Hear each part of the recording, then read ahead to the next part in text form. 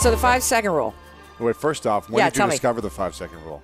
Okay, so 2009. This is when you first tried it or discovered it, or Oh, it's a total horror show mistake. okay, Yes. okay. So 2009, I was unemployed and feeling like unemployed? How? Well, You okay. have too much charisma, too much passion. Yeah, because everything's working right now. That's why. I'm not like this when things are not working. Sure. Ask my husband of 22 years. Yeah. What had happened is I had all these career changes, and I got into the media business, again, by mistake. I had a coaching business, and Inc. magazine was writing an article about coaches, and they featured me in it, and CNBC called. Got it. And that led to me doing some stuff with CNBC. And I spent a year still coaching people and then doing some stuff for CNBC. And then Fox called. And they were interested in having me host a television show. Now, you got to understand, I'm from North Muskegon, Michigan. Mm-hmm. I mean, the media business, Fox, LA. The closest thing I had ever seen to a celebrity, Lewis, was the Muskegon Lumberjacks, the farm team, right? Right. From for the Pittsburgh Penguins. Yeah, the dad, AA team or whatever. Yeah, my dad was the hometown doc for the hockey team there. Right. So I thought, The mayor was a celebrity. wow, my life's about to change. I'm about to be a celebrity. Wow, we're going to solve this is amazing, So I was originally going to be hosting a show for Fox where we were making over small businesses. Nice. Yeah, pretty cool, right? We show up, we do extreme home makeover for the office. Everybody's happy. We all know that doesn't solve business problems, but it makes for a nice television show. By the time I get to LA, they've changed the format. It's now called Someone's Gotta Go, and I'm going to be firing people on national television from real jobs. Wow. Uh-huh. That sounds fun. Horrible. Oh, my gosh. Plus, we haven't told the offices that this is what we're doing. Oh, my gosh. So you show up in Act 1, and you've got everybody all like this because they're going to think they're going to get new IKEA furniture and a paint job, and this is going to be the best thing in the world for their small business. Now, meanwhile, I'm a 4th-generation small business owner, so that's like my people.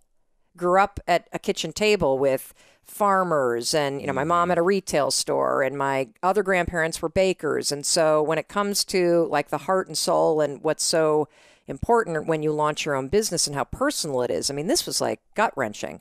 So I show up, the first act, you kick out the owner of the company, who then freaks out, then all the employees freak out. Act number 2, we announce that somebody's getting fired, and then that's the bad news. The good news is that I'm not picking. We're going to have you vote somebody out. So it's Survivor in an office place. Oh, my goodness. So That sucks. when I learn all this, I have a panic attack, even though I'm on Zoloft. And I call the guy that got me the gig and say, you got to get me out of this. Like, this is the worst thing that's ever happened to me. And he said, well, I'm sorry, but they've already cast the entire show and you're out there for 5 weeks and you don't have a choice. They're going to sue you. And I said, then fine, get me some Xanax because I don't think I can get through this thing. Like, this is awful. Luckily, we taped 2 episodes and legal tabled it. But here was the problem. I was attached to the show. And I only got paid if the show was shooting. So and being an entrepreneur, I also kind of put all my energy into this, shut down the coaching thing. Really thought that it also kind of negotiated a deal that was a sort of a back end deal, thinking I'm a entrepreneur, always thinking about got to have a piece of the action. Yes, of course. That was a dumb move. And I was in a contract for a year while they figured out what to do. So you couldn't do another show. Yeah. So, I just felt like I had made a huge mistake, and I felt really embarrassed. And I didn't know at the age of 41 what I should be doing with my life. And while it's neat that I had jumped careers so many times, I started to feel like somebody that actually wasn't successful at all because I didn't have a career track. I had a bunch of jumps from one thing to another. Now, looking back, it makes perfect sense, but standing in the middle of the mess, it just felt like everything was caving in, probably just like when you were sleeping on your couch, feeling injured, and like everything I thought that was about to happen isn't happening now. Meanwhile, my husband had opened up a restaurant business. It had been his dream. He worked in high tech and came home one day after getting laid off and said, I'm never going to get on a plane and do a PowerPoint presentation for a company I don't care about or own. And I said, great, what's your plan? And he said, I'm going to open a pizza restaurant. And I looked at him and I said, was there a trust fund that was part of this marriage that I was unaware of? Because I'm not quite sure how we're going to get the money. Yeah, exactly. Did someone die? You got an insurance policy? Check? Yes. And he said no. And I then said the most famous lines of our 22-year marriage, Lewis. I looked at him and I said, listen, buddy, inspiration is for strangers. You get your ass back to that job and you pay the mortgage and you forget this dream. You're not going to this. Wow. So because change is scary. Yeah. So we fought and he won. And the first one was a real home run. And He opened a pizza store. Oh, he did. Yeah. 40 seats right outside of Boston, Massachusetts. He and his best friend. And they won Did Best well. of Boston. It was incredible. What do you do when Did they everything's... make money, though? They did on the first one. So what do you do when Let's do another everything's one. working? Woo, let's go all chips in. Let's put in the home equity line. Let's put in the kids' college savings. Let's get friends and family. And because you're so excited, you think it's going to work. So you go big, big, big. Well, the second one did not work at all. And it did not work at all so badly that when it was finally closed, it was close to an $800,000 loss. And it meant our entire home equity line, kids' college savings, everything went right down with it. That was right when I lost the Fox show. So I'm unemployed. The liens start hitting the house. The phone starts ringing all the time, and it's collections calls. So you unplug the phone. That would stress me out. Well, you just unplug the phone. Oh my I mean, that's how you gosh. deal with that. But I remember I remember two things from that period of my life that were really painful, and one was having to call the town and tell them that we could not afford the $175 for our sixth grader to play soccer, so we needed to pull her out. And I remember there being times, because I was so afraid to look at the checking account, that I would stand at the grocery store and items would scan and I could just feel that wave of anxiety rising, thinking, I don't think the check card's going to go through. And so I would stand there. I always had an excuse, and it was to look at the person and go, oh, that's strange. It just worked at the gas station. Oh, my gosh.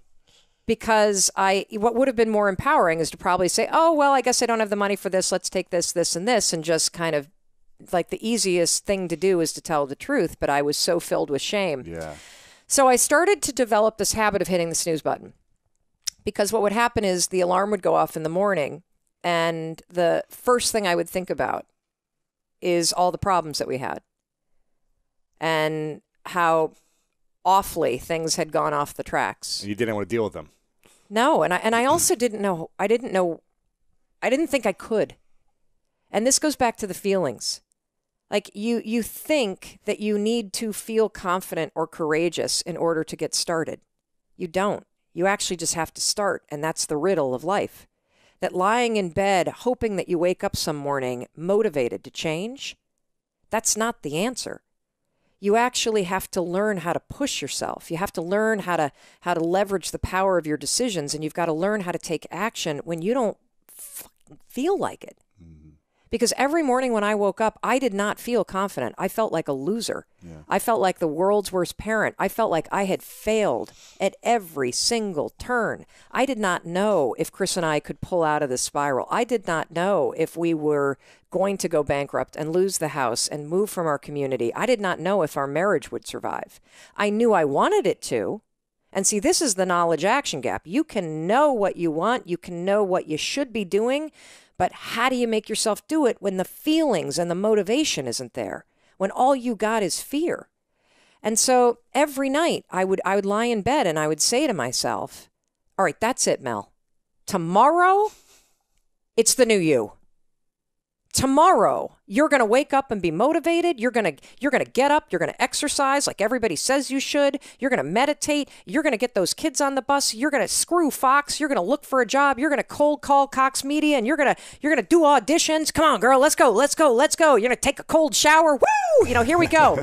And I meant it when I was saying it. Maybe it was the alcohol that was talking, but then I would wake up and I didn't feel any of those things. So I would hit the snooze. And I would hit the snooze. Now, why was I hitting the snooze when I knew it wasn't the right decision? I'm going to tell you why. And this is something that I was blown away by when I discovered it. You don't make decisions with your goals. You don't make decisions with your prefrontal cortex. You don't make decisions with logic. Do you know how we make decisions? I didn't invent this. A neuroscientist by the name of Damasio, who does his research in Brazil, who gave an incredible TED Talk and wrote about this forever and ever and ever. We make decisions with feelings.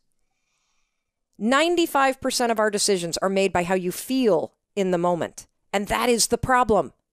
You need to take control of the moment and leverage the power of your decisions and make them up here. Because when I was lying in bed, I wasn't saying to myself, I should get up because that's going to help me start my day right. I was saying, do I feel like getting up? No, you don't. No. Do you feel like making that cold call? No, you don't. Do you feel like doing that third set of reps? No, you don't. Do you feel like having that hard conversation? No, you don't. Do you feel like ending this relationship, whether it's in business or in your life, that is sucking you dry? No, you don't. We make decisions based on our feelings, and that is robbing you of joy and opportunity. And it is blinding you from the fact that how you change your life is 1 5-second decision at a time. One push at a time. And if you accept the fact that you may never feel ready and you may never feel motivated and you may never feel confident, you may never feel courageous, and that's okay, but you can still push yourself forward. What happens over time is as you start to see yourself becoming the person that takes action, that you start to see yourself becoming the kind of person that speaks even though your voice is shaking. You're the kind of person that has a bias toward moving instead of a bias toward thinking. Guess what happens? You build the skill of confidence and courage. And so what happened for me is I was stuck, Lewis. I was so stuck. We were heading straight for divorce. We were heading for bankruptcy. I knew I wanted to change things. And so one night I see this commercial. This is the stupidest story on the planet, but this is what happened. I see this commercial. And, again, I also was drinking too much. I probably had a couple Manhattans in me. Sure. That's my drink. I'm from the Midwest, just like you. Yeah. All right, little Manhattan there, little bourbon. And there was a rocket ship launching. On a commercial. Yeah. And I had this instinct, this innovation, this disruptive idea, right? Oh, my God, Mel. That's the answer. Tomorrow morning, you're going to launch your ass out of bed like a rocket ship. You're going to move so fast, you can't even think about your problems. Dumb, right? Mm-hmm. Totally dumb. But Seems like this is the dumbest idea I've ever heard. I cannot believe I have this chick on my podcast. No, I understand it. You got to get moving first. Yes. That's the thing. You just got to wake up at 6 a.m. or whenever it is and go into the gym. And when you're in the gym, you're going to start moving the first weight. Yes. And then you'll start moving the second weight. Actually, people use the 5-second rule at the gym because you know how much time people waste at the gym standing around thinking about the next thing? Probably 70% of the time. 5, 4, 3, 2, 1. So the next morning the alarm goes off and nothing had changed in my life. I woke up to the lien on the house, the fighting with Chris, the unemployment, the lack of confidence, the lack of courage, the whole thing. But I did something I had never done before. I went 5, 4, 3, 2, 1, just like NASA. I actually counted. And then I stood up and I was like, what the hell just happened? Uh-huh. What? That is the dumbest thing I've ever heard. The next morning I used it again, it worked. The next morning I used it again, it worked. And then I started to notice something, and this is one of those things. So we have an 11-year-old son who has dyslexia, and when they finally diagnosed him, it was as if, of course, it was as if how could we have possibly missed this? Are we the worst parents in the world? The kid can barely write, he can't cut his food, he doesn't read. No wonder he doesn't do team sports. It was right under our nose, and what I'm about to tell you is right under everybody's nose. There's a 5-second window between the instincts, the shoulds, the urges, the inner wisdom, the things that can change your life if you listen to it. Got a 5-second window from the moment you feel that instinct to move. And if you don't, your brain is actually designed to kill it. 5 seconds is all you have. The second you hesitate, and you feel yourself hesitating, that is a moment of huge power because what's happened is you've just started to pull back from something that you need to lean into. And if you count backwards 5, 4, 3, 2, 1, and this is the neuroscience behind why this stupid little trick works, counting is an action. Counting backwards requires focus. It's also not a habit for you yet. So when you feel yourself hesitate, you're triggering your mind that something's up. Like Lewis didn't hesitate when he pulled on his pants. He didn't hesitate when he's drinking his coffee. He didn't hesitate when he walked out the door to the gym, but now he's hesitating to make that call. Your mind now goes into a cognitive bias called the spotlight effect. It magnifies whatever it was that you hesitated doing. The moment. The moment. Yeah. All of a sudden you're like, hey, I don't feel like it. I don't know. Maybe I'll do it later. Right. And your mind is doing it because your mind's trying to protect you. Hesitation signals a red flag to your mind that something's up. Just that small hesitation. It's a habit that we all have. Should you hesitate if you're getting a tattoo? Yes. Should you hesitate if you're gambling? Yes. Should you hesitate if you are signing a legal document? Yes. You need your prefrontal cortex for those things. You need to interrupt it, make a decision. Should you hesitate on making a phone call? No. Should you hesitate on speaking up in a meeting? No. Should you hesitate when you feel yourself starting to procrastinate and you know you got work that you should get done? No, you shouldn't hesitate at all. Should you hesitate in saying the thing that you really feel in your heart? No, you shouldn't. Should you hesitate and edit yourself when you're talking? No, you shouldn't. But we've all trained ourselves to. So it's actually this habit of hesitating. You start catching yourself. It's a huge moment of power because you have a decision to make and you got to make it in the next 5 seconds.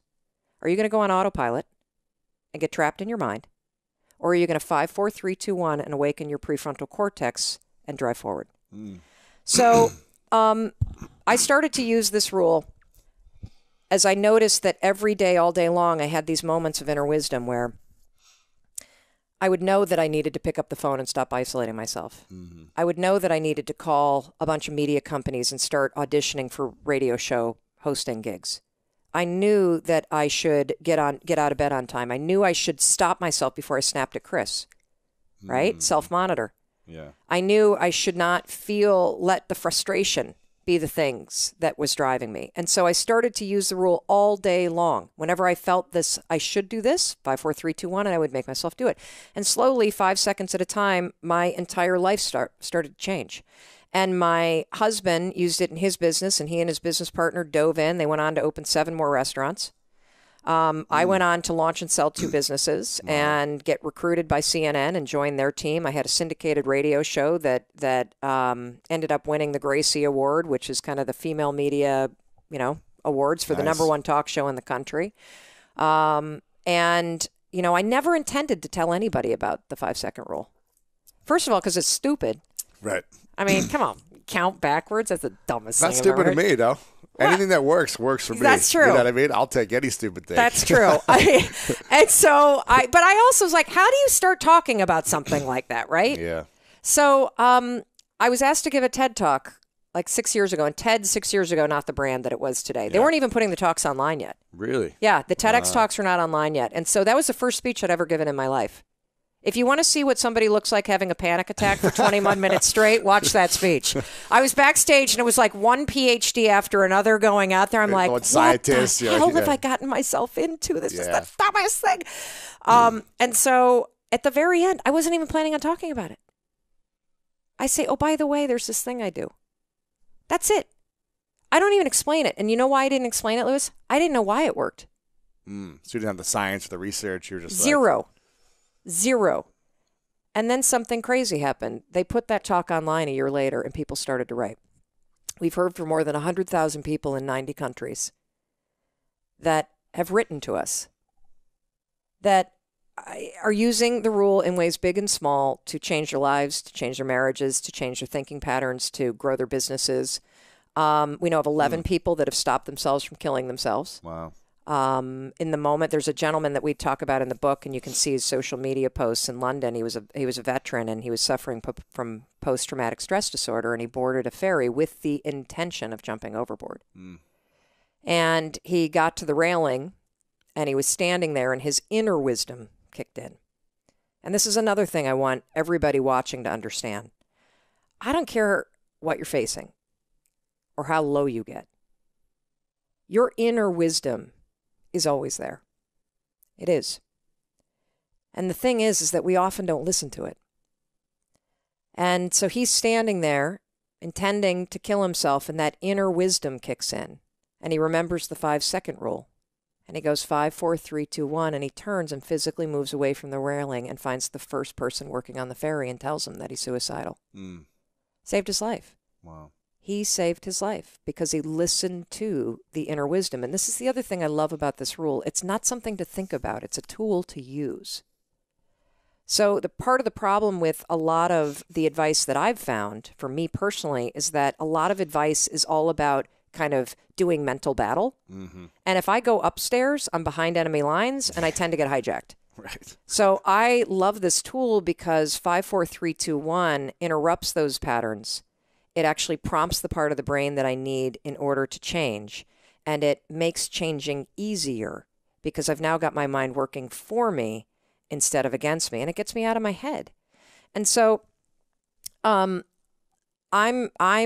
super excited to share this rule with people because I now know not only that it's working, just not for me, it's working for people around the world. And, you know, in the book, it took me 3 years to write it. It's all the science behind the rule. Yeah. It's got more than 150 social media posts in it. So you see stories from around the world of people using it to end procrastination, to build confidence, to deepen their relationships, to launch businesses, to explode the sales. Why does it help with sales? I'll tell you why. Because you can't sell by thinking. Selling is about action. We have groups from companies around the world, sales teams that put 5, 4, 3, 2, 1 up on the wall. Really? I'm sure they hate me. That's cool. Yes, because cold calling, it's a momentum thing. If you stop and think, the phone is not getting, the dialing is not happening when you're thinking. Yeah.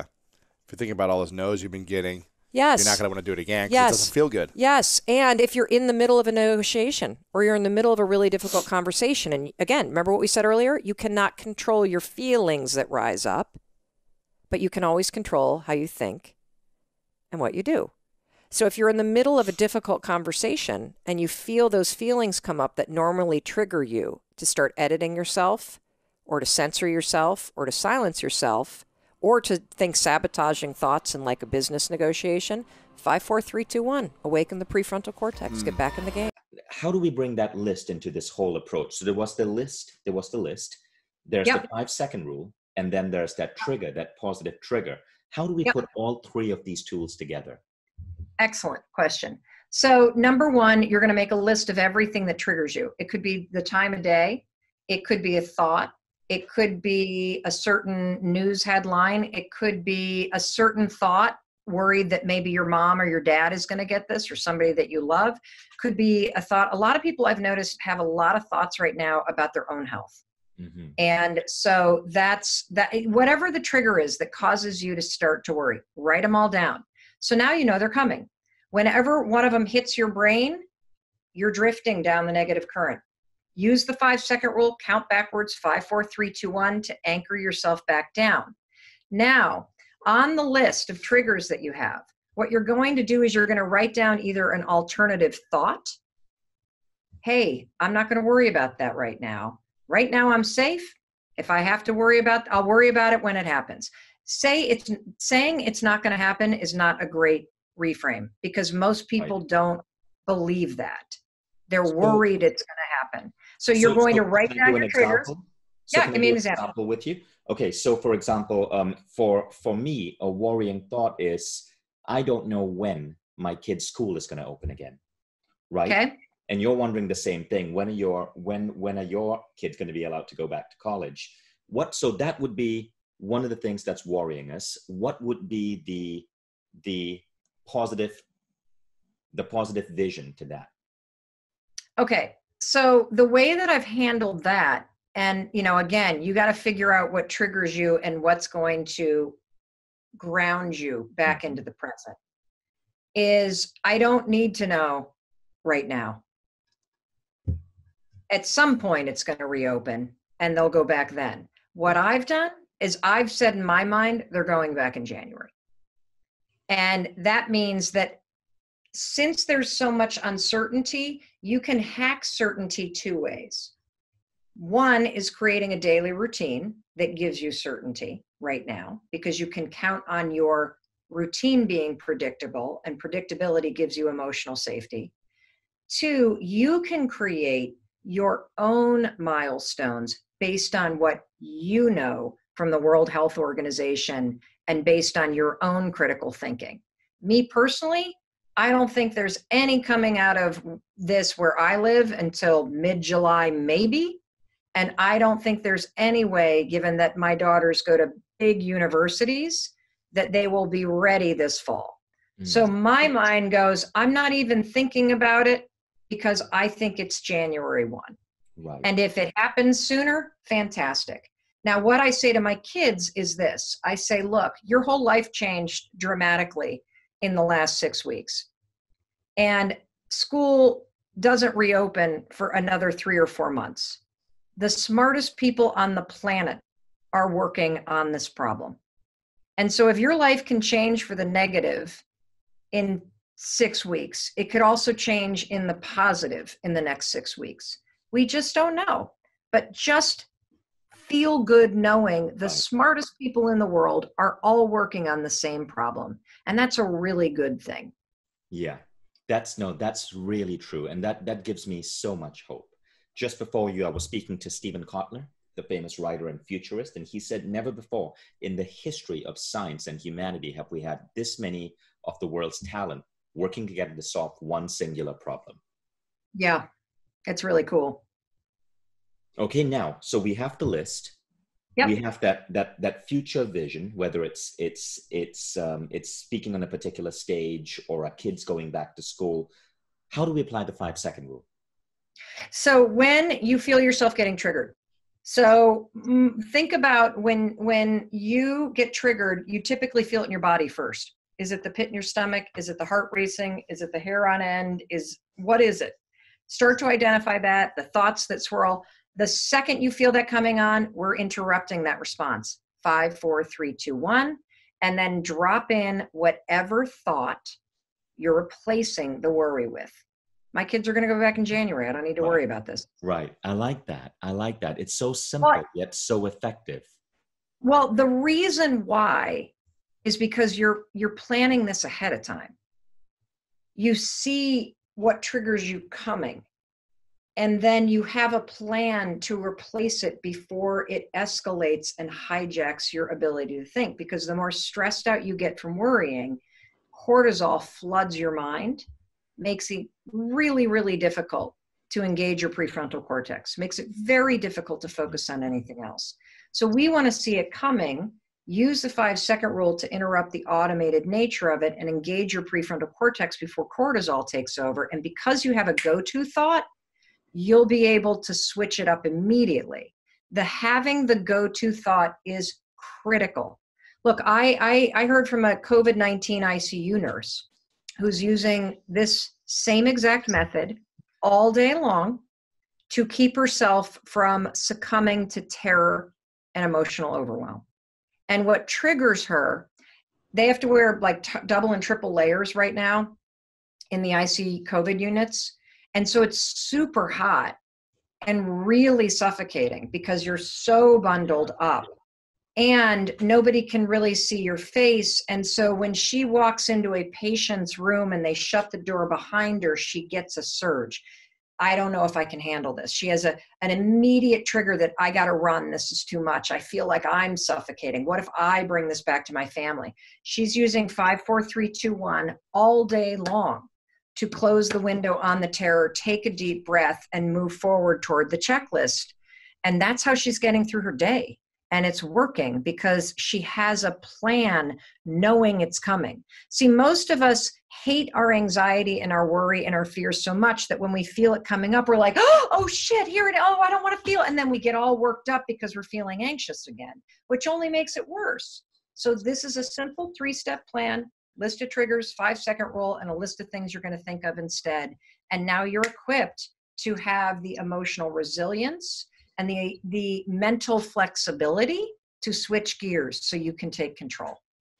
If there's one thing that you want somebody to do as a tactical takeaway, something that started to stir inside them, what is one step that you would want someone to do who's listening to this, Jenna? I want them to speak their dream out loud. I want them to share it with just one person so that you can start to share that passion. Because here's the thing, even if they have zero interest or zero knowledge around what that passion is, 1, you're inviting them to share what they're passionate about. But 2, you're letting someone into the fact that you want to change. And that in and of itself is going to hold you to a level of accountability that will help you to progress and take that first tiny step. Well, let's take it right now. So wherever you're watching this, whether it's Instagram Live or YouTube or Facebook or LinkedIn, wherever this video is appearing right now, I want you to go to the comments and I want you to write what was the question again? What is the spark? What is your passion? What do you want to change? Just share that dream out loud, even if it's so small. Share it out loud. For those of you that are going to write something snarky, get out of here. Seriously, I feel bad for you. If you show up and watch a video like this and what is there is like some sort of smack talk, that should make you feel sad for yourself. This conversation is an invitation to take your life seriously, to take your dreams seriously, to wipe that resignation, that cynicism, that trauma, that self-doubt, that garbage that somebody else put into your nervous system and your brain. Wipe it away for just a second and lean toward what's burning inside you. And then find the courage to write the damn thing down. Get it out of your brain, out of your heart, and into the world where the world can fan the flame for you. I'm not kidding. Like, I'm not screwing around here. I'm not sitting here because we just want to talk to you. Jenna and I have a commitment in the world to move you to take action, to move you through cynicism, to move you to a level of honesty with yourself, as she says, living your truth one answer at a time. And so this is an invitation that I don't see enough of you taking as I look in the comments right now. You're not going to change your life by sitting there thinking about it and listening. You will change your life by getting honest with yourself about how you are really, and then finding the courage to speak that truth, to write that truth, and then allow the world and the people around you and conversations and the magic that's in life to start to fan that ember that you recognized into something incredible. It's the new year. It's January. As we're recording, this is early January. This episode will come out next week. And there's a lot of people that are setting New Year's resolutions right now. There's a lot of people trying to change their habits. And a lot of people have this idea that all they need to do is get motivated to start, and then they'll be able to achieve their goals. And I know you don't agree with that. So why? Let me frame it this way. You just said that, all these folks are starting the new year, right? And they are setting goals and they're trying to change habits, and that all they need in order to make this stick is motivation. And, here's the thing that I want to say. Number one, there are two kinds of motivation. There is intrinsic, the internal motivation, and extrinsic, the motivation that comes from outside of you. And I think, number one, most of us don't understand what type of motivation we're talking about when we say we just need motivation. You see, extrinsic motivation works every time. If I were screaming at you, you'd be very motivated to either get out of the room that I were in or to do what I say and comply. That is extrinsic motivation. If the police are chasing you, you will be motivated to run away from them, most likely. That is extrinsic motivation, right? If you have a child who falls into a swimming pool, you will be motivated to jump into that swimming pool to save them. That is extrinsic motivation. It is an outside event hitting you like a lightning bolt and shocking you into motion, either because you care about something that's happening, like your child in a swimming pool, or you're scared, and so your instinct is to run or freeze, or because you are forced to by somebody like me screaming at you. So extrinsic motivation works all the time. The trouble that we all get into is that we think that intrinsic, internal motivation, the desire and the energy and the effort required to break a habit, to learn a new one, and to create new skills and practice new skills in your life. The mistake that you are making is thinking that that energy, that desire, and that output is somehow going to magically appear. And I am here to tell you, internal motivation does not exist when you need it. You felt the amount of motivation internally that you're going to feel all year when you wrote down your goals. Okay? You felt the internal motivation, you had the desire, you took the action, you wrote down the goals. Great. But that's not going to get you to change the behavior. And so I want everybody to wake the fuck up and realize that you're not going to feel like doing what you need to do to change your life. That if you want to change your life, it requires effort, it requires consistency, and it also requires something most of us don't talk about in the personal development space when it comes to changing habits, and that is fucking compassion for yourself. You have had the same shitty self-talk for decades. You are not going to change it in one day. You have hit the snooze alarm every morning for the last 10 years. You are not going to break that habit overnight. You have been feeding your sadness with carbohydrates since you were 8 years old. You are not going to break that habit with one healthy meal. And so one of the most important aspects of changing your life is, number one, you got to realize you're always going to need to force yourself, push yourself to do what you don't feel like doing. That's number one. Number two, you're going to have to repeat that over and over and over and over and over again. What the research says is it takes 21 days of consistent effort to break the old pattern, but you need to repeat the 21 days 3 times in order to have the chemical, neurological, physiological loop lock into your mind, body, and spirit to make it part of your new default wiring. And so you got to understand, we're talking 66 days before it becomes kind of second nature. And finally, when you have a bad day and you stuff a potato chip in your mouth because you feel sad, or you scream at your kids because you get triggered, or you down an entire bottle of wine when you said you were going to do dry January, you must practice self-compassion. Because the major mistake that I see people making, Doug, is number one, they're waiting around to feel like it.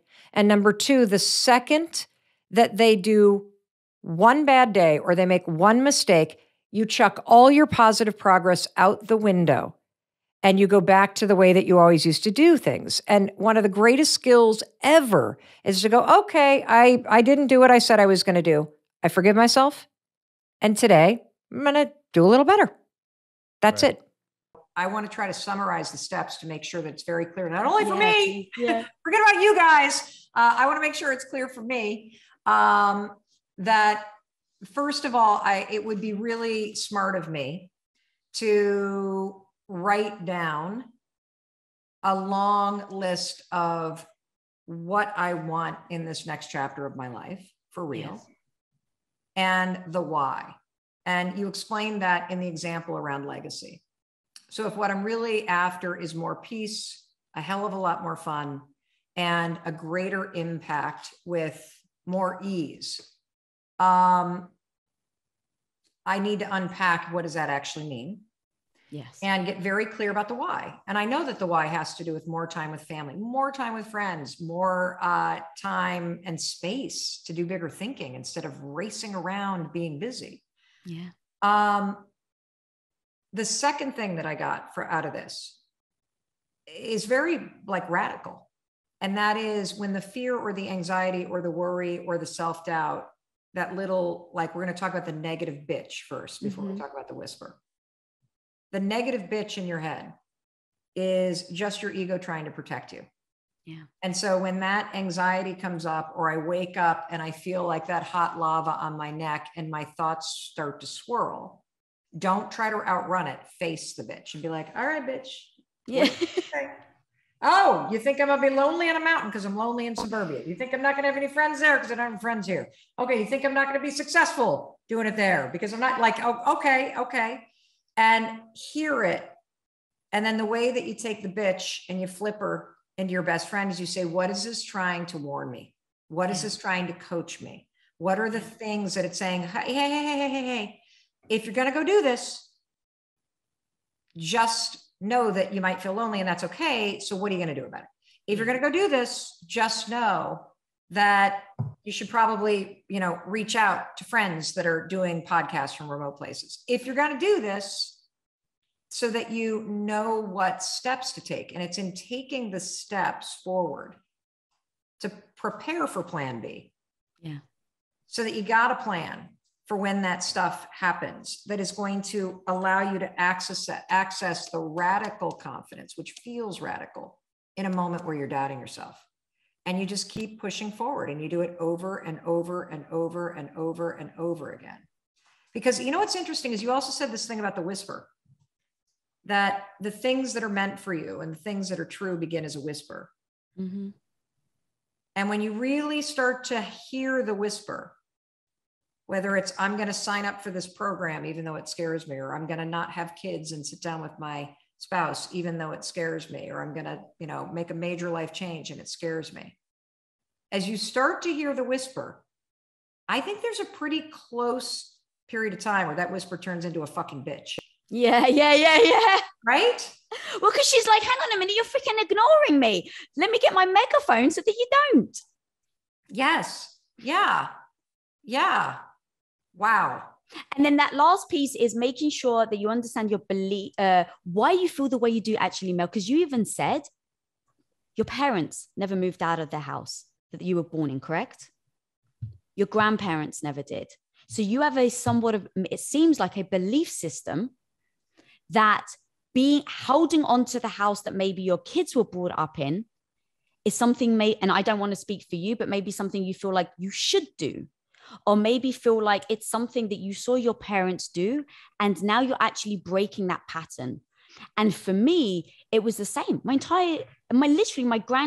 grandparents, my mom, everyone ended up like basically thinking that I would be this stay-at-home wife, or I would be a mother.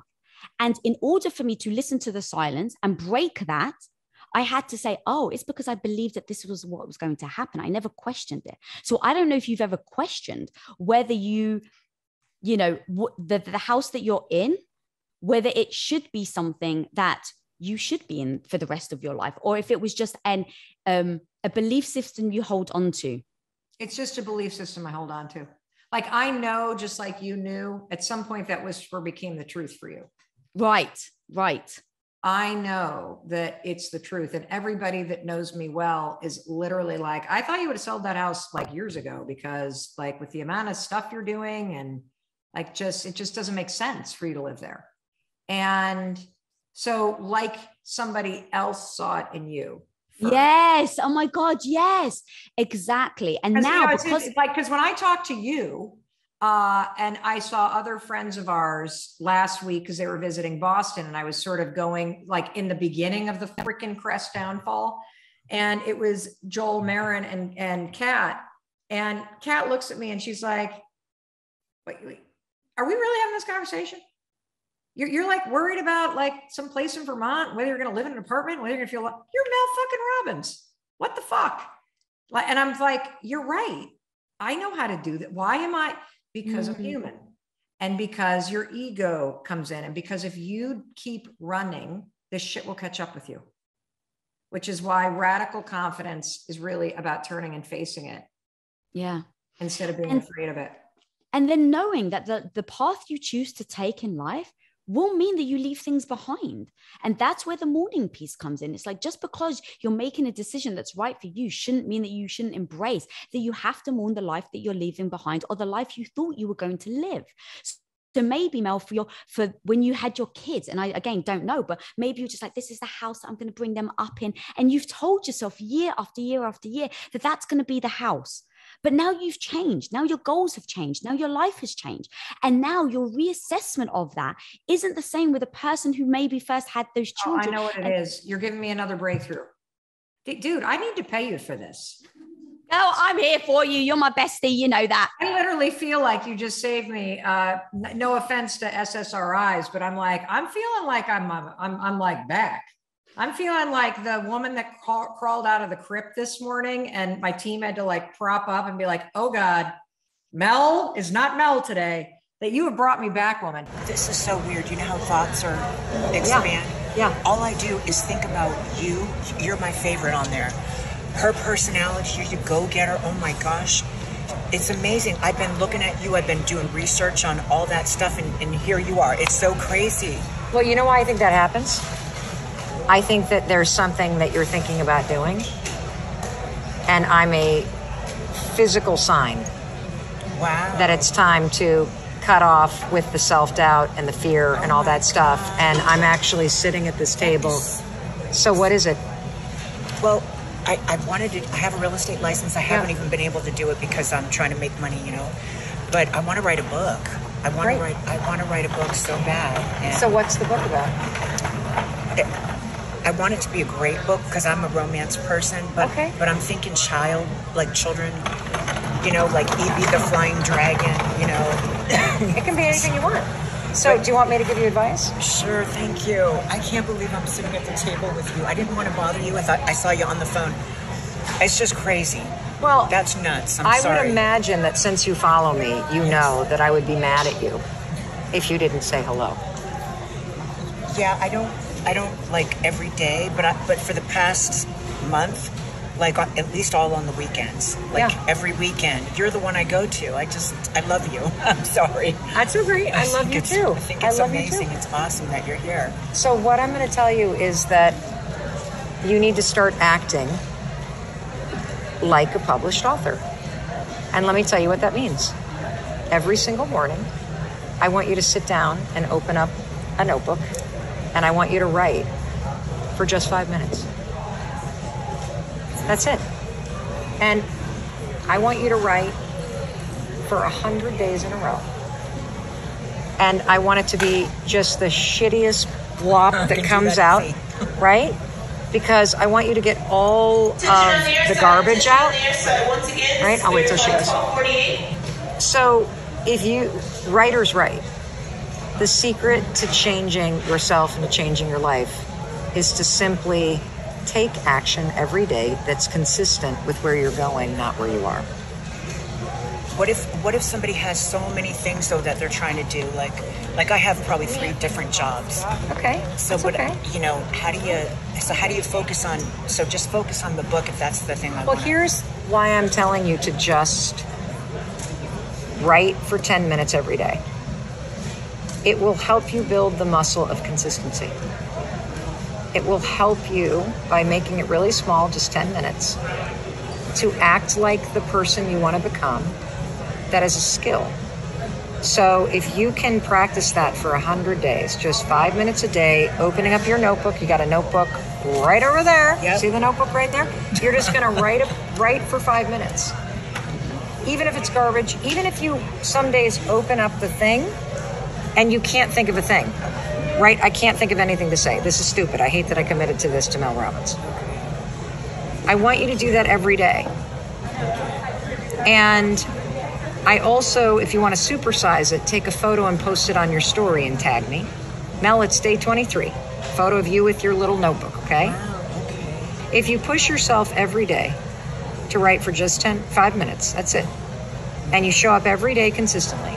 And even if you miss a day, you show up again the next day. You are building a new muscle. And that muscle is the muscle of simple discipline. And if you can do that with simply writing for 5 minutes, you can then add something about real estate. Meaning, after you've practiced for 100 days, if you want to sell real estate, but you're not taking the actions to do it, once you're starting to develop this muscle and you see yourself going, oh, I can make a promise. I can commit 5 minutes a day. Once you start to feel that momentum, you can add, I'm going to also add one thing a day about real estate. That's awesome. Gosh. See, your life goes off the rails by all those little moments you hesitate, all those little moments you overthink, all those little moments that you feel overwhelmed. Because when you start to think or feel all those negative emotions, it triggers you to take no action. Right. So your life goes in the wrong direction by thinking too much. And it's all those little moments where you stop and think that are kind of piling up. Right. You turn your life in a new direction by focusing on small micro actions, just for 5 minutes a day.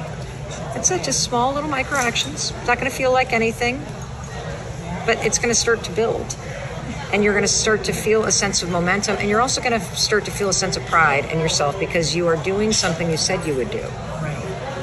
And that is the beginning of all change, watching yourself show up for yourself. okay? Thank you. You're welcome. That is so sweet. Thank you so much. Yeah. It's just crazy. I'm sorry. And don't doubt this. You said a book. This doesn't mean you have to write a book. Right. The book is a vehicle to practice behavior change. Were you ever shy? You were never shy, were you? Well, I was always riddled with anxiety. Yeah. And I think that me being extroverted or me... Oh, there. I remember now. Anxious, you're excited, right? Yeah. Oh my God, that's right. Oh, Roberto, better get on that flight. You know what I'm saying? Roberto, you're interrupting our conversation right now. But I love her commitment to getting him on that plane. I think when I was younger, I was outgoing or loud, but terrified inside. And it just like some folks pull back because they're nervous or insecure. There are some people like me who are a little bit louder and go first because I felt like if I went first or I spoke up first, I'd be in control. Okay. Versus sitting back, terrified that, you know, I'd get called on or then I you wouldn't. think about it more. Wow, that is so true. Yeah. Thank you so much. You're welcome. You're welcome. So one of the things that I've struggled with over the course of the past year is how to come to terms with our new reality, our COVID reality, if you will. And no matter what your living situation is like, this pandemic has turned our lives upside down in the sense that we no longer have distinctions between certain aspects of our life, such as work, working out, socializing, since it's all happening under one roof and sometimes within one room.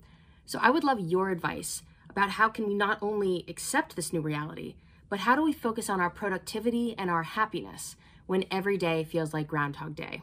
So Becca has said the $1 million question. How do you accept this new reality? And that word accept is the single most powerful word that I want you to hold on to whenever you're going through any kind of change that has been forced upon you. And look, there isn't a human being on the planet who didn't have their life turned upside down when the pandemic hit. The secret is when life goes upside down, having the emotional resilience and the self-awareness tools to make sure you don't go upside down with it. So how do you do that when the change is hitting you and you don't like the change? Well, as hard as it is, accepting that this is happening is one of the most powerful things that you can do. It's like surrendering to a situation that is outside of your control, because resisting what's happening, bitching about what's happening, complaining about what was happening, wishing it would be different, all of those are forms of resisting, pushing against something, not wanting it to happen. And when you resist something, it persists, it sticks around by talking and complaining and wishing that it were different and griping about the pandemic and I'm so done with blah, blah, blah, blah, blah. You make it bigger. And so a super powerful move is to accept the thing that has happened, because lowering your mental resistance creates an expanded level of room for you to then respond to what's happening, okay? And that's where the power is. It's in choosing how you're going to show up and choosing how you're going to respond to this thing. And so, number one, accept, stop resisting, stop bitching, just accept. Number two, there's this tool that has really helped me through the pandemic in particular. It's also helped me in other moments of my life where there has been something going on that's been incredibly painful, or that's been heartbreaking, or where I've been grieving. And this is a simple mindset tool. And it is remind yourself that this moment is temporary. Remind yourself that this pain is temporary. Remind yourself that this heartbreak is temporary. Remind yourself that even in the case of grieving, the acute, all-consuming grieving and hurt that you feel in the very beginning, over time, that levels out. And so that acute pain is temporary. And there's a little thing that I want you to steal from me. It's what we call an environmental trigger. It is a positive way to cause a mindset switch. And this is the one that I've been using during the pandemic because, it'd be easy to about the pandemic every day. It'd be easy to feel like you just can't take it anymore. It'd be easy to allow yourself to slip into a depression or to just, throw in the towel on your habits and just really let it go in terms of your attitude and your emotional state. Don't do that. You're stronger than that. Remind yourself, hey, I didn't choose this, but I can ride this wave. And this wave is temporary.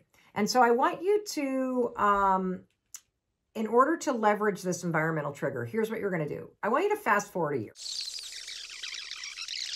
Okay, whatever it is that you're facing right now in your life, the divorce that just got announced, the pandemic that you're in the middle of, the grieving that you're feeling.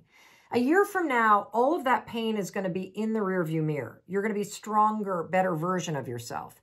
What is it that you're excited to do a year from now when you're through this moment? And pick something that's realistic that makes you excited. Don't pick the Maldives unless you live next to them. I want you to pick something that you're actually going to do because being realistic is really important. For me, when I think about this pandemic and when I get weary, I say, well, this is temporary. And when this is in the rearview mirror, I'm going to go here.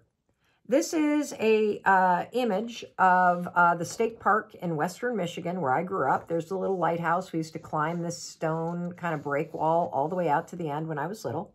And when it's really safe to travel and when my parents have gotten their vaccine, guess what? I'm going to go home to where I grew up in Western Michigan, and I'm going to go swim in Lake Michigan. And this hangs in my office. And all day long, I sort of glance at it. And when I glance at it, it's a subconscious reminder, a positive environmental trigger. It's something in the environment I'm working in that reminds me, oh yeah, this is temporary. And here's the final thing about going through a challenge. You've accepted it, so you've stopped resisting it. You're reminding yourself that it's temporary. You are putting an environmental trigger that cues you subconsciously that better days are ahead. And the final thing is, allow yourself to experience some joy right now. Because you're not going to remember the specifics of this moment in your time, but you're going to remember what it felt like. And even if you're suffering, even if you're going through an enormous challenge, a tremendous loss, even if you're afraid, you can still access joy. You can still step outside and stare at the stars and allow yourself for just a moment to be reminded of the beautiful universe that's around you. You can turn on music and you can have a dance party in your kitchen, even if you're grieving. You can take time out of your day to take care of yourself. You can pull yourself into this moment and notice something that you really love. Like, look at these. You want to see something amazing? Look at these freaking roses. I bought these at the supermarket. Are they not extraordinary? Look at the pink and the green on the edges. Isn't that fabulous? That brings me so much. They don't smell like anything, but the sight of them brings me so much joy. And I can tap into that joy on demand when I want to, even when I'm going through a challenge, even when I'm grieving, even when I'm scared. And being able to tap into that joy on demand like that is what will help you build the resilience to stop resisting what's happening, to remind yourself that this is temporary, to print out some sort of environmental trigger, and to stop and smell the roses. I want to talk to you about my favorite phrase when it comes to motivating yourself. And I know if you've followed me for a while, you have heard me say this phrase before, but this is so accurate. It's so motivating. Before I tell you what this phrase is, let me ask you, have you ever had an experience where you were so frustrated with yourself because you knew that there were things that you wanted to start doing, or there were changes that you wanted to make, or things that you wish you could prioritize, and you just couldn't seem to pull yourself out of the day-to-day grind? That no matter how much you thought about it or contemplated it or just wanted things to change, that whether it was self-doubt or fear or the demands of your day-to-day life, you just couldn't seem to make traction on changing. Yeah, I see some of you going, yeah, I feel like I'm trying constantly and nothing's gaining traction. I feel frustrated all the time because as much as I think about the things that I really want to be doing, I don't see myself making forward progress, right? It's almost like when I was in college, or no, high school. When I was in high school, I had a gerbil named Ralph. And let me tell you about this gerbil, okay? This gerbil made me kind of angry, honestly. And the reason why this gerbil made me kind of angry is because he was really, really quiet during the day. Like he would nestle into his little shredded thing in the corner. And he never was that social or interested when I was walking into the room. And I'll tell you what, the second that I would turn off the lights in my bedroom to go to sleep, that freaking gerbil would get on that wheel and just and do you ever have a pet like that? Very nocturnal. We currently have a cat, Mr. Noodle. I see somebody going, until midnight, oh my gosh. And when I get into those modes where there's something that I really want to do, like I feel this kind of friction and this frustration with myself because I know that I'm not as happy as I could be. I know that there's a change I need to make. I know that I'm focused on the wrong stuff. I know that my emotions are getting the best of me. I often feel like my mind is my gerbil Ralph on the hamster wheel, just spinning. So can you relate to that? Can you relate to that? Yeah, of course you can, because that is like such a common experience of sort of knowing this thing that you want and you can just almost reach it, but you don't have that sensation that you're actually grabbing it. I'm so glad that so many of you relate to this because I've been thinking about this a lot. And now I am, of course, overheating, so I'm going to take off my sweater. That's what happens when you're 53. And I think about this a lot because, I see even people that I love struggling with this. We have a daughter who is a singer-songwriter studying pop music out at USC. She's got all the talent, all the resources, all the skills, and there's always something that is stopping her from just starting to put music out, right? Or maybe you can relate to that in health. You really are like, this is the year. This is the year. Like for me, I keep thinking I gotta take some time to get the hormone thing. Just understand it. Like what food should I even be eating? And I think about it like that hamster on the wheel, but I can't seem to make myself launch forward. Another example I can give you is for years, everybody, I dreamt of launching a podcast. And I would watch all these people that I admire out in the world launching a podcast. And I would just spin and spin and spin and spin and spin. And so I'm so glad that you can relate to this. So tell me, is there some project or some area of your life or a business or a goal or some change that you want to make that you feel like you think about all the time, but you just can't seem to push through all of that thinking or push through the fatigue or the overwhelm or how do I get started, right? You can't seem to just push through. Is there some area of your life where you feel that way? If so, I want you to write it in the comments, okay? I see I want to work with animals. I see somebody going, oh my gosh, I keep thinking about doing a TikTok account. Oh, I want to get control of my addiction. Oh, I want to launch a business. Oh, I really want to get a degree, but I feel like it's too late. And you may be telling yourself that things just feel like it's too late, Mel. Like I got a divorce and now it feels like my life is frozen. I see some of you saying. I feel like ever since I got the divorce or the pandemic hit or I lost the job or I took the wrong job or I moved to the wrong place or I realized that I wanted to start this thing and I started it, but now it's stalled out and I'm embarrassed to keep starting. I want to finish my PhD. I want to be persistent with the gym. I want to get back to creating art. I see all this stuff that y'all are writing down. It's beautiful.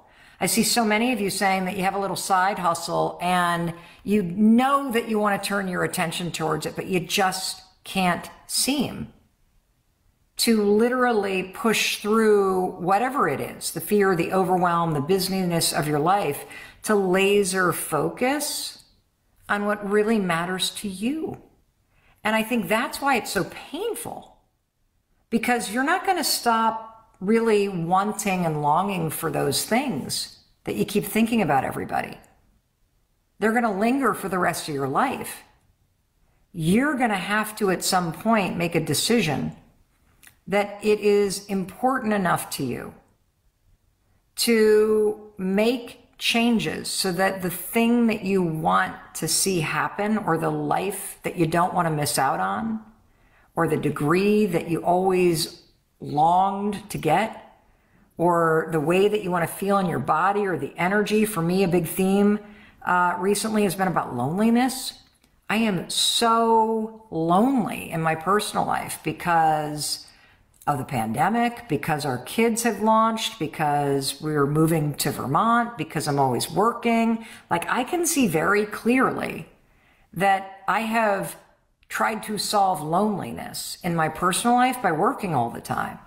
And that's not the right solution for loneliness. And so I even see all this. And so I'm glad that you can see an area of your life where you feel this friction and tension because you know that you want to focus more time and energy there, but there's so much resistance and there's so much friction and there's so much else going on that it is robbing you of the ability to push forward toward the life that you really want to be living. And look, it's not going to happen overnight, but so let me tell you, this sentence, this truth about life that I truly love, that always kicks me in the rear end, honestly. And here it is. No one is coming. That's it. No one's coming. No one is going to come into your life and do the work for you. No one is going to come into your life and just remove your problems. No one is going to come into your life and make your dreams come true. When it comes to the changes that you want to make, when it comes to the things that you long for in your heart, when it comes to the music that you want to put out into the world, or the TikTok account that you want to create, or the degree that you want to get, or the life you want to build after divorce, or after your partner dies, or after, you change jobs, or after the kids launch. When it comes to those things that you deeply long for, deserve, and desire, no one's coming. You are not too late. If you're breathing, you're watching this video, you have plenty of time to create a life that makes you happy, to create a life that is full of meaning for you, whatever that means. You have plenty of time to take control, to heal. It is so important for you to hear that you have plenty of time. But no one's coming. At some point, you have to make a decision. And you'll often hear me say, you're one decision away from a different life, a better life. But you have to make the decision. No one's coming to make the decision for you. You have to decide that you are done feeling beaten up. You're done feeling lost. You're done feeling stuck. You're done feeling isolated. That all that crap that you've been enduring, you're freaking done. You have to decide that. And what's interesting is that once you decide, you realize no one's coming. Like, I often joke that, I'm not the kind of expert that really learns this stuff by reading it in a book. Unfortunately, I'm kind of a stubborn learner. So my life has required me to either fall into a hole or dig one for myself. And then I wallow at the bottom of the hole, feeling sorry for myself and stuck and frustrated and angry. And then I realize, oh my God, nobody's coming. Like, if I want to get out of this hole that I'm in emotionally, financially, health-wise, in my career, whatever the hole may be, I got to build a ladder. And it's that decision. I'm not staying here. I don't know where I'm going, but it's not here. It's that decision, the decision that no one's coming to do this for me. I'm deciding that I want more. I'm deciding that these last 2 years where I felt like I got thrown into a dryer and life just tumbled me around, and all of a sudden the dryer stopped and I'm like in there covered in lint and beaten up and staticky. We got to kick the door open, people. We got to make a decision that all that crap that you just struggled through and that you learned through, that it happened so that you could wake up and you could literally make a decision that the next freaking chapter of your life, you're not going to be unhappy. You're not going to just get by. You are going to make a decision that you are going to do the work to change. And here's what's fascinating.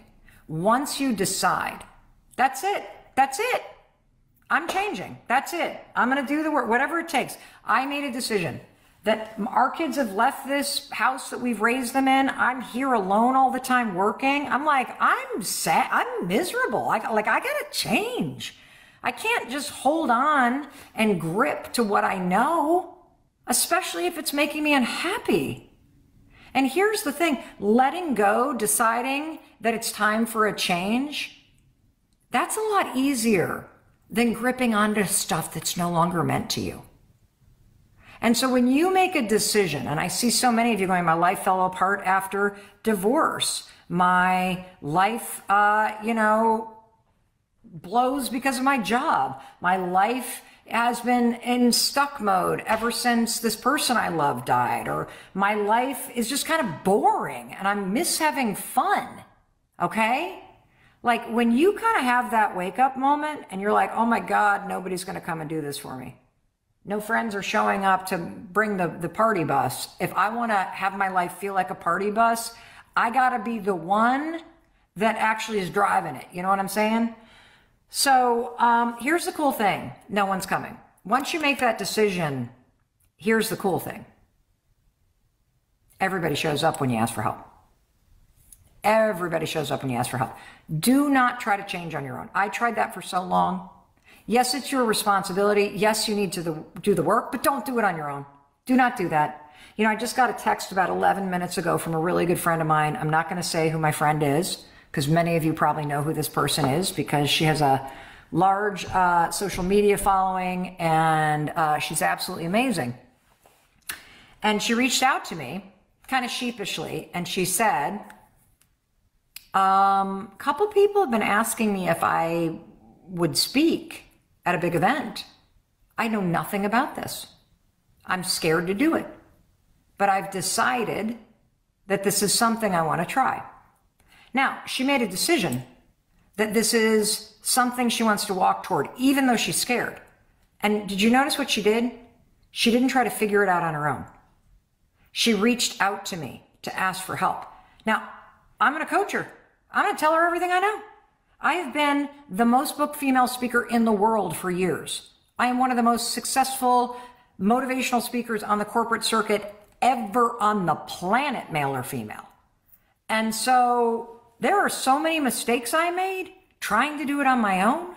When I think about how much I have learned about things like speaking or podcasting or even my marriage or raising kids, the mistake that I make when I try to do it on my own, holy cow, talk about headache and heartache.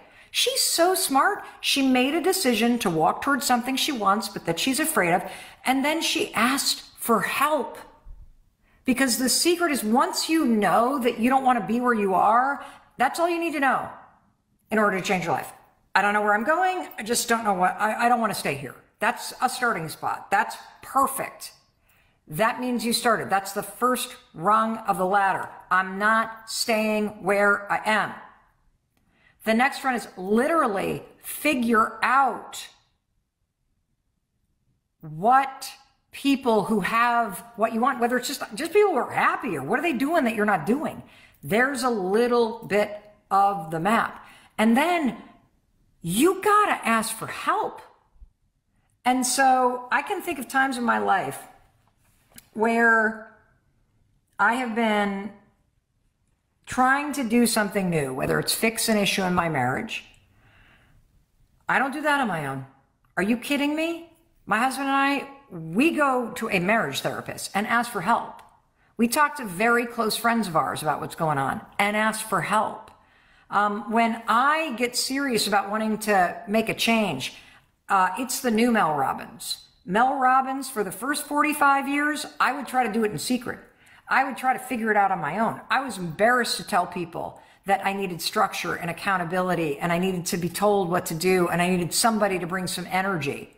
And so I don't do that anymore. That's one of the reasons why my success has skyrocketed. And it's what I'm also doing with now the other areas of my life: happiness, balance, ease, a better business model. I'm freaking asking for help. I'm surrounding myself with people that bring the energy and bring the accountability and bring the structure. And that's exactly what my friend did by texting me. Hey, I know this person that's ahead on the path.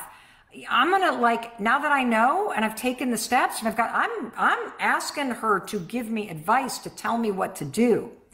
And so while no one's coming, which I hope is a freaking wake up call for you, I hope that's exactly what you needed to hear right now. In fact, tell me in the comments, what does no one's coming mean to you?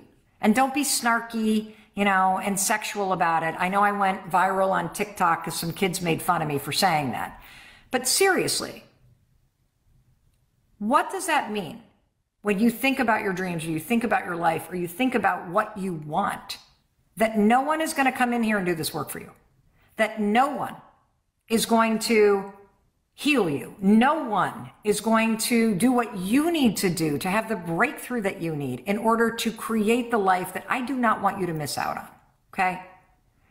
So once you make that decision that you are literally done with where you are, that you are going to do the work, well, now I'm here. So I have to tell you, I want to help you. I want to be your coach. I'm just going to ask. I want to be your coach. If you have ever thought, wow, how cool would it be to have Mel Robbins as my coach? This is actually the only opportunity you're going to get in 2022. I have decided, after reading your DMs and after reading your emails and after seeing what you have gone through this pandemic, I'm so proud of you. And guess what? It's time to frickin' launch. It's time to launch forward. It's time to shake off the negativity, the sadness, the stuckness, the isolation, and it's time to take control of your life. And that's why I want to be your coach. Seriously. Hey, it's Mel. Thank you so much for checking this video out. And if you like this one, I have a feeling you're going to like this one too. I'll see you there.